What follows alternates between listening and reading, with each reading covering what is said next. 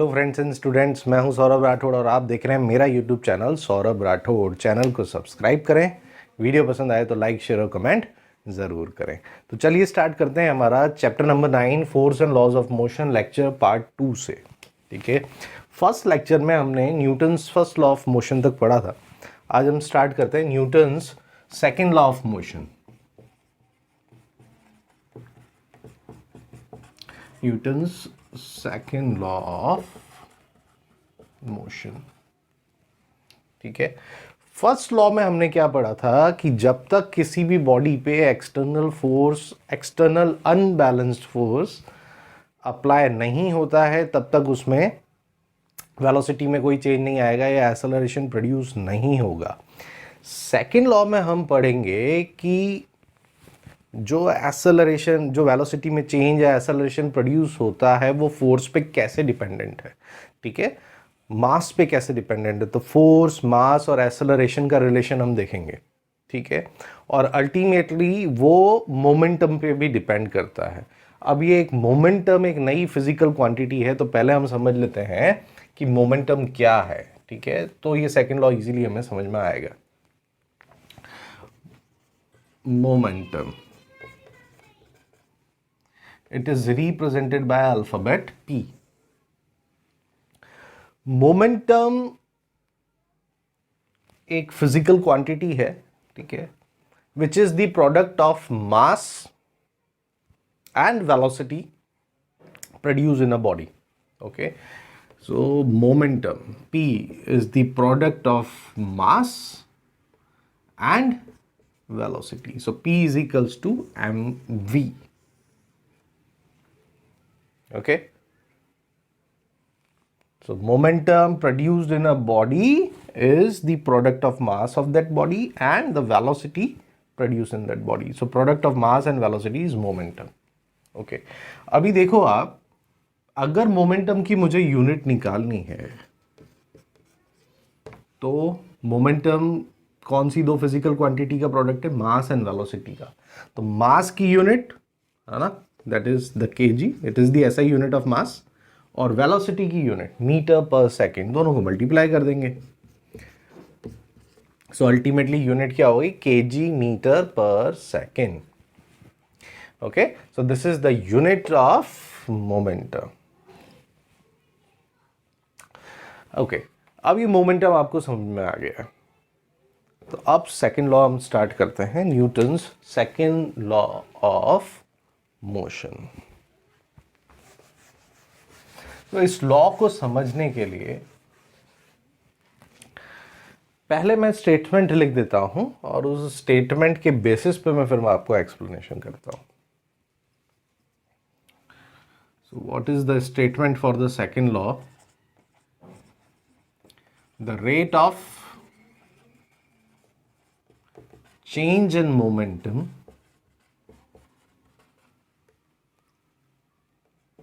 is proportional to the force applied on the object, or you can say the body. Okay, the rate of change in momentum is proportional to the force applied on the object, and change in momentum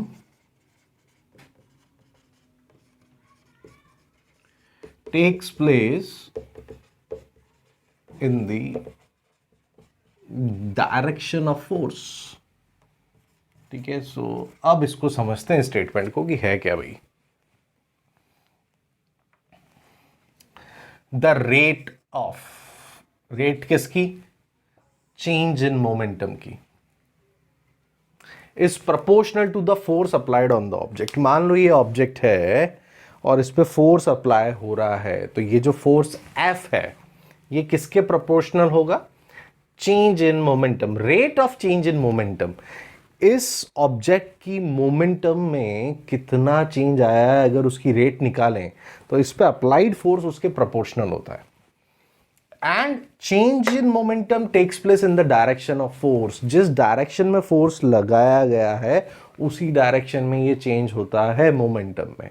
अभी इसको mathematically समझते हैं कि ये इसके लिए expression हम कैसे डिराइव कर सकते हैं।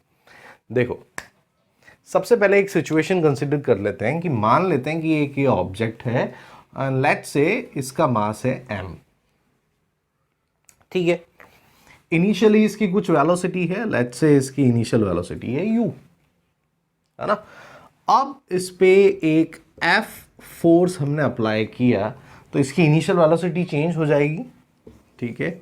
मान लेते हैं कि इसकी फाइनल वेलोसिटी हो गई v, ठीक है, after the application of force F, right. तो ये सिचुएशन हमने एक कंसिडर कर ली। m मास का ऑब्जेक्ट है, इसकी इनिशियल वेलोसिटी u है, जब इस पे F फोर्स लगाया हमने तो इसकी फाइनल वेलोसिटी v हो गई, ठीक है। अभी अभी हमने पढ़ा कि momentum is the product of mass and velocity, ठीक है। तो अभी यहां पे देखो दो सिचुएशन है, एक ये इनिशियल सिचुएशन है, एक फाइनल सिचुएशन है। इनिशियल सिचुएशन में इनिशियल वेलोसिटी u है, फाइनल सिचुएशन में फाइनल वेलोसिटी v है। तो यहां पे मोमेंटम भी दो हो जाएंगे, ठीक है। तो अभी पहला जो मोमेंटम है इनिशियल, उसको मैं pi से रिप्रेजेंट करता हूं। p मोमेंटम को p से रिप्रेजेंट करते हैं, i मैं लगा देता हूं इनिशियल के लिए, इनिशियल मोमेंटम, ठीक है।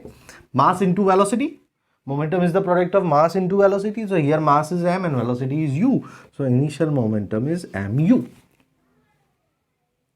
Similarly, final momentum pf is equals to mass into velocity, final velocity is v. तो ये आ गया मोमेंटम, इनिशियल एंड फाइनल। अभी आप देखो, मैंने यहाँ पे स्टेटमेंट में लिखा है the rate of change in momentum. तो मोमेंटम में कितना चेंज आया, चेंज इन मोमेंटम कैसे निकालते हैं, final momentum minus initial momentum, ठीक है। तो यहां पे मैं लिखूंगा चेंज इन मोमेंटम। क्या होता है, इसको डेल्टा पी से भी हम रिप्रेजेंट करते हैं, is equals to final momentum minus initial momentum. So implies delta P equals to कितना आ गया, फाइनल है mv माइनस इनिशियल क्या है mu, तो यहां पे लिख देंगे हम mu, ठीक है। अभी यहां से मैं m कॉमन ले सकता हूं तो मुझे मिलेगा v माइनस u, तो इसको दे देता हूं नंबर 1। तो ये मेरे पास आ गया change in momentum, change in momentum. अभी देखो क्या लिखा है, rate of change in momentum. किसी भी फिजिकल क्वांटिटी की रेट कैसे हम निकालते हैं, उसको टाइम से डिवाइड कर देते हैं। तो rate of change in momentum, change in momentum की रेट निकालनी है, this is change in momentum, delta P, और रेट निकालनी है तो डिवाइडेड बाय टाइम कर दिया हमने, is proportional to the force applied on the object. और ये किसके प्रोपोर्शनल है, उस ऑब्जेक्ट पे जो फोर्स लग रहा है उसके। So F proportional to delta P upon T, where delta P is nothing but change in momentum, okay. सो अब मैं क्या करूंगा, वैल्यू रख देता हूं, डेल्टा पी की वैल्यू है मेरे पास, sorry not is equals to proportional, delta P is M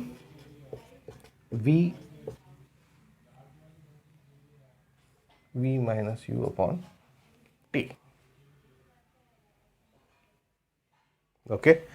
अभी आप देखो v minus U upon T, ये क्या है, rate of change of velocity which is equals to acceleration, ठीक है। तो v minus U upon T, because v minus U upon T is equals to a, इसको इस इक्वेशन में मैं अप्लाई कर दूंगा, ठीक है। So implies F proportional to m a। अब जब भी हम प्रोपोर्शनैलिटी का साइन हटाते हैं तो इज इक्वल्स टू के साथ एक प्रोपोर्शनैलिटी कांस्टेंट लगा देते हैं। तो यहां पे भी ऐसा ही होगा, F इज इक्वल्स टू, एक ये प्रोपोर्शनैलिटी कांस्टेंट आया k m a। अब ये जो प्रोपोर्शनैलिटी कांस्टेंट है, इसकी वैल्यू अगर हम 1 कंसिडर करते हैं, ठीक है, because this is a constant जो हर जगह कांस्टेंट रहता है, सेम रहता है, तो इसकी वैल्यू अगर हम 1 कंसिडर करते हैं, टेकिंग k इक्वल्स टू 1, तो k की जगह 1 रखूंगा मैं, तो मुझे फाइनल रिजल्ट क्या मिलेगा, F is equals to ma। ये फाइनल एक्सप्रेशन आ गया हमारा, force is equals to the product of mass and acceleration produced in a body. So this is the derivation for the expression of Newton's second law of motion. F is equals to ma, बहुत important formula है, expression है, बहुत सारे numericals में ये काम आने वाला है ना। So this is the Newton's second law of motion. ठीक है, तो ये तो बात हो गई स्टेटमेंट की और उसका एक्सप्रेशन हमने डिराइव किया, बट प्रैक्टिकली ये किस तरीके से काम में आता है, कुछ ऐसे एग्जांपल्स है ना के थ्रू इसको समझने की कोशिश करते हैं हम। ठीक है,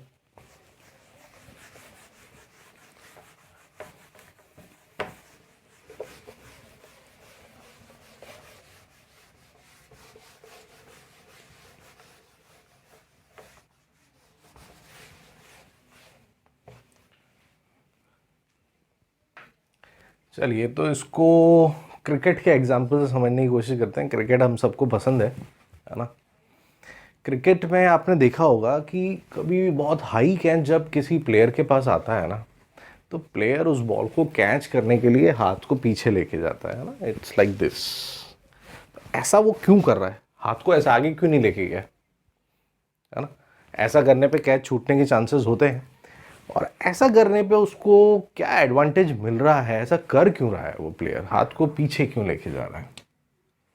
ठीक है, देखिए अभी सेकंड लॉ से हमें एक्सप्रेशन क्या मिला था, F proportional to delta P upon T, where delta P क्या था भाई, चेंज इन मोमेंटम था। ओके, अब देखो आप, फोर्स जो है वो यहां पे टाइम के इनवर्सली प्रोपोर्शनल आ रहा है। ऐसा करने पे, हाथ पीछे ले जाके उस कैच को करने पे, एक्चुअली फील्डर ने टाइम को बढ़ा दिया, वेलोसिटी को जीरो करने के लिए बॉल की, बॉल जब तक रुकता नहीं है ना, तो बॉल को रोकने के लिए जो टाइम था ना उसको बढ़ा दिया उसने। तो क्या हुआ, टाइम बढ़ेगा तो फोर्स कम हो जाएगा। इनवर्सली प्रोपोर्शनल है दोनों, देखो राइट हैंड साइड डिनोमिनेटर में टाइम है, लेफ्ट हैंड साइड न्यूमरेटर में फोर्स है। ठीक है, तो जैसे ही उसने टाइम को बढ़ाया, चेंज इन मोमेंटम की वैल्यू कम हो गई, सो अल्टीमेटली फोर्स कम हो गया, तो उसके हाथ पे चोट कम लगेगी, कम फोर्स लगेगा, इम्पैक्ट कम आएगा, तो कैच के पकड़ने के ज़्यादा सक्सेस के चांसेस ज़्यादा बढ़ जाएंगे। अगर वो हाथ को ऊपर ले जाके कैच को पकड़ता तो भाई कैच छूटना ही था, क्योंकि वो टाइम को क्या कर रहा था, कम कर रहा था। टाइम को कम करने से delta P change in momentum की वैल्यू बढ़ रही थी, अल्टीमेटली फोर्स बढ़ रहा था, जिसकी वजह से उसके हाथ पे चोट तो लगती ही लगती, कैच छूटने के चांसेस भी बढ़ जाते। ठीक है, तो चलिए एक और एग्जांपल से समझते हैं। जो मार्शल आर्टिस्ट होते हैं या जो कराटे वगैरह करते हैं, वो एक सेटअप हमें दिखाते हैं कि वो ब्रिक को तोड़ देते हैं जल्दी से, है ना, कुछ ऐसे वुडन स्लैब्स होते हैं उसको ऐसा करके हिट करके तोड़ देते हैं। तो एक्चुअली आप अगर उसको ध्यान से देखेंगे, ठीक है, तो उसमें पावर चाहिए, एनर्जी चाहिए, ताकत चाहिए, वो तो है ही, बट साथ में टेक्निक भी चाहिए। वो मार्शल आर्टिस्ट या वो जो कराटे जो प्रैक्टिस कर रहा है, वो बहुत फास्ट स्पीड से उसको हिट करता है।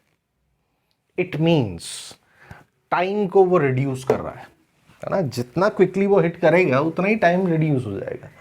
टाइम कम होने पे चेंज इन मोमेंटम की वैल्यू बढ़ रही है, अल्टीमेटली अप्लाइड फोर्स बढ़ जाएगा। इन्वर्सली प्रोपोर्शनल है भाई, तो टाइम को कम कर दिया यानी फोर्स बढ़ेगा, चेंज इन मोमेंटम बढ़ेगा, जिसकी वजह से कम समय में ज़्यादा फोर्स अप्लाई होगा, है ना, और उस ब्रेक या स्लैब के टूटने के चांसेस बढ़ जाएंगे और हमारे हाथ के टूटने के चांसेस कम हो जाएंगे। तो ये कुछ प्रैक्टिकल एप्लीकेशंस हैं, ठीक है, कि भाई ये फॉर्मूला एक्चुअली अप्लाई होता कैसे, right. So this is Newton's second law of motion. अब हमारा न्यूटन का एक ही लॉ बचा है, Newton's third law of motion, जो कि काफी इजी है। सेकंड को हटा के यहां पे मैं कर देता हूं Newton's third law of motion, which is also known as action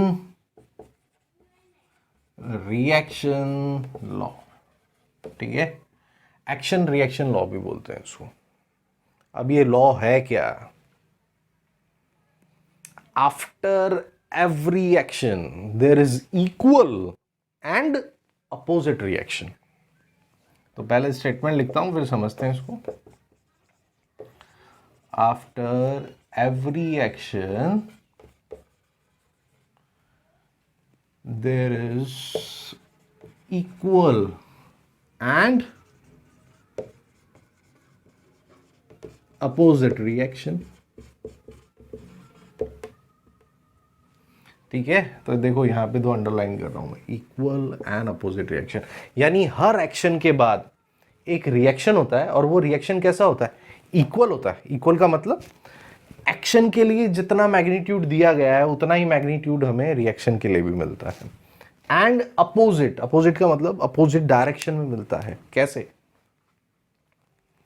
मान लो कि मैं ये एक पंच दूं दीवार पे, है ना, तो मैं जितने फोर्स से मारूंगा, सो दिस इज एक्शन, उतनी ही ज्यादा चोट मेरे हाथ पे लगेगी, क्योंकि वॉल से मुझे क्या मिलेगा? इक्वल। यानी मान लो कि मैंने 10 न्यूटन का पंच मारा, तो वहां से भी कितना फोर्स मिलेगा मुझे वॉल से? 10 न्यूटन का ही फोर्स मिलेगा, equal. And opposite, opposite means if my direction of action is this, then the direction of reaction will be this, opposite. This is what action reaction law is, ठीक है। इसको समझने के लिए सबसे अच्छा एग्जाम्पल है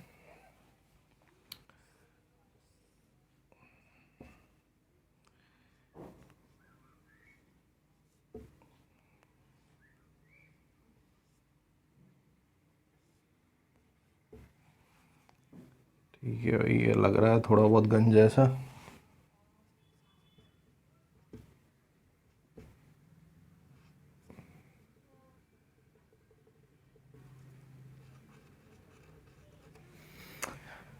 ठीक है भाई, मान लो कि एक राइफल है और यहां से आपने इसको फायर किया and this is the bullet.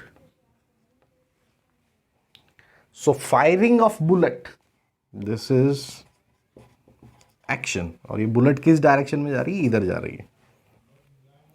But इस एक्शन की वजह से आपने देखा होगा जब भी गन्स को या रिवॉल्वर व्हाटएवर पिस्टल को हम फायर करते हैं, तो जैसे ही फायर करते हैं वो पीछे आता है, ठीक है, क्योंकि जब हमने बुलेट को फायर करा तो ये तो एक्शन है, उसका रिएक्शन क्या होगा? इक्वल एंड अपोजिट, यानी अपोजिट डायरेक्शन में, ठीक है। तो जितना फोर्स उस बुलेट को आगे भेजने के लिए लगाया गया उतना ही फोर्स पीछे की तरफ भी आएगा, इसी वजह से ये राइफल पीछे की तरफ आती है, ठीक है। इसीलिए जो बड़ी बड़ी राइफल्स होती हैं उसका ये जो बैक पोर्शन है उसको यहाँ पे शोल्डर या चेस्ट मसल के पास रखा जाता है ताकि उस बैकवर्ड फोर्स को कंट्रोल किया जा सके। तो ये गन पीछे की तरफ आएगी, सो वो हो जाएगा रिएक्शन, और इसे बोलते हैं हम recoil of the gun. Gun का पीछे आना is known as recoil of the gun. So this is one of the best example to explain action reaction law, ठीक है। एक और एग्जांपल हमारी एनसीईआरटी की भी टेक्स्ट बुक में दिया हुआ है। बोट्स पे जब हम चढ़ते हैं या बोट से जब हम उतरते हैं तब क्या होता है? मान लो बोट पे आप चढ़ रहे हो, ठीक है, तो जैसे ही एक पाँव आप जहाँ फ्लैट सरफेस पे खड़े हो वहाँ रहता है आपका ग्राउंड पे, और दूसरा पैर आपने रखा बोट पे, तो बोट पानी में नीचे जाएगा। This is action. उसका रिएक्शन क्या होगा? जब आप दूसरा पैर ग्राउंड से उठा लेंगे तब वो बोट नीचे से ऊपर आने लगेगी और आपको ऊपर की तरफ थोड़ा सा पुश करेगी या धक्का देगी। That is the reaction. ठीक है, तो एक्शन का हमेशा रिएक्शन होता है, इक्वल होता है और अपोजिट डायरेक्शन में होता है। ठीक है,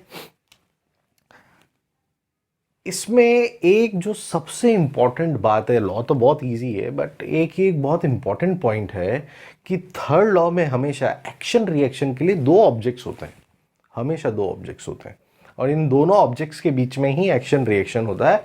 भाई ये याद रखना। ठीक है, so what is the statement for Newton's third law of motion, which is also known as action reaction law? After every action there is equal and opposite reaction. Equal मतलब उस फोर्स का मैग्नीट्यूड सेम होगा, opposite यानी direction opposite होंगे। ठीक है, action reaction law. तो अभी इस चैप्टर की थ्योरी में एक लास्ट टॉपिक और बचा है हमारा, कंजर्वेशन ऑफ मोमेंटम। उसके बाद कुछ न्यूमेरिकल्स की हम प्रैक्टिस करेंगे, है ना। तो ज़्यादा से ज़्यादा एक या दो लेक्चर अभी और लगेंगे इसमें। आज के लेक्चर में इतना ही रखते हैं। ठीक है, सो मेरे चैनल को सब्सक्राइब करें और वीडियो पसंद आए तो लाइक शेयर और कमेंट ज़रूर करें। जय हिंद, जय भारत, नमस्कार।